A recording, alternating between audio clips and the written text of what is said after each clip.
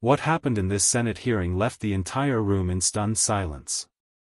Because Senator John Kennedy didn't come with a soft question.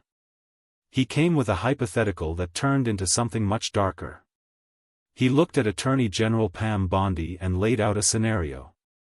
Suppose he was appointed special counsel at the Department of Justice. Suppose he walked into AT&T and asked for the phone records of a sitting United States senator. Would they just hand them over? Of course not, Bondi said. They'd ask him where he parachuted in from. They'd tell him to come back with a subpoena. Kennedy kept going. What would he need to show to get that subpoena? Probable cause, Bondi answered. Or good cause, if it was a subpoena duces tecum. Standard legal process. Nothing unusual yet. But then Kennedy dropped the detail that changed the entire tone of the room. This wasn't just one senator.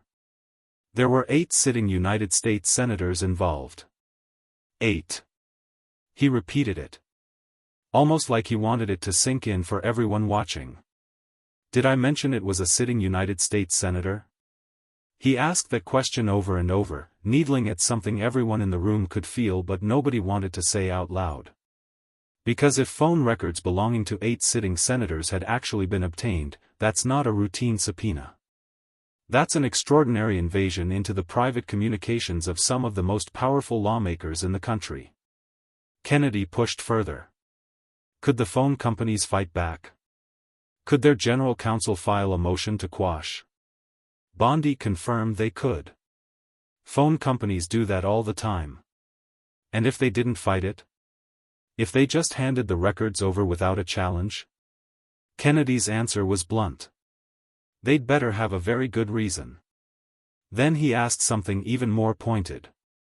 If a smart general counsel at that phone company got a subpoena for a sitting senator's records, wouldn't they call that senator first? Wouldn't they say, "Hey, this is serious, do you want to weigh in before we hand this over?" Bondi's response was careful. If they believed a crime had been committed, they couldn't tip off the person being investigated. Kennedy wasn't buying the deflection. He kept circling back. Could they have contested it? Should they have contested it? Bondi tried to stay in her lane. She said she couldn't talk about the facts of any particular case. But Kennedy wasn't really asking about one case anymore. He was asking about power. About how far the Justice Department is willing to go when it wants something. And about who's watching to make sure that power doesn't get abused. He asked if Bondi had copies of the subpoena applications. She said she couldn't discuss it. He asked when she'd be able to discuss it.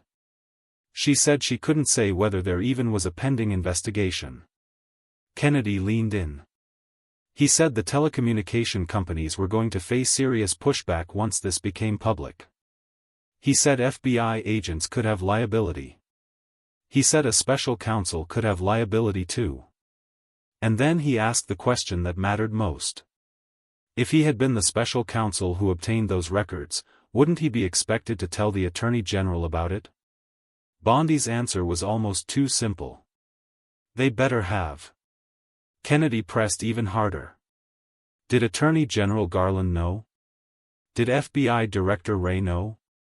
Bondi said she'd only just learned about this herself, and so had FBI Director Patel.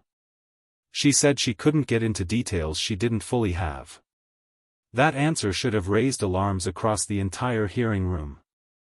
The Attorney General of the United States, admitting she was only recently briefed on phone records tied to 8 sitting senators. How does something that serious stay hidden for that long? Kennedy didn't get his full answer that day. He couldn't.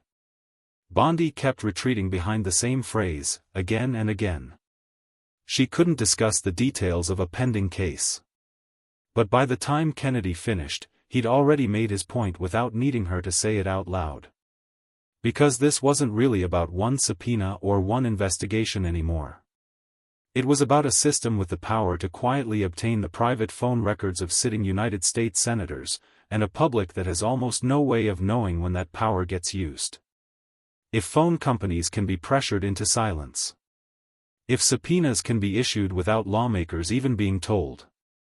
If the Attorney General herself only just found out. Then how many other records exist that the public hasn't heard about yet? How many other people have had their privacy quietly stripped away in the name of an investigation nobody outside a small circle even knew was happening? Kennedy's questioning exposed a gap between what the Department of Justice is legally allowed to do and what the public actually gets told. And that gap is exactly where distrust grows. Bondi walked away from that exchange having answered almost nothing directly. But her caution, her repeated refusal to confirm even basic facts, told its own story. Because when the Attorney General won't say whether 8 senators had their phone records seized, the silence itself becomes the headline. And it leaves one question hanging over the entire hearing room. If this really happened to sitting senators, who else could it be happening to right now, without anyone ever finding out?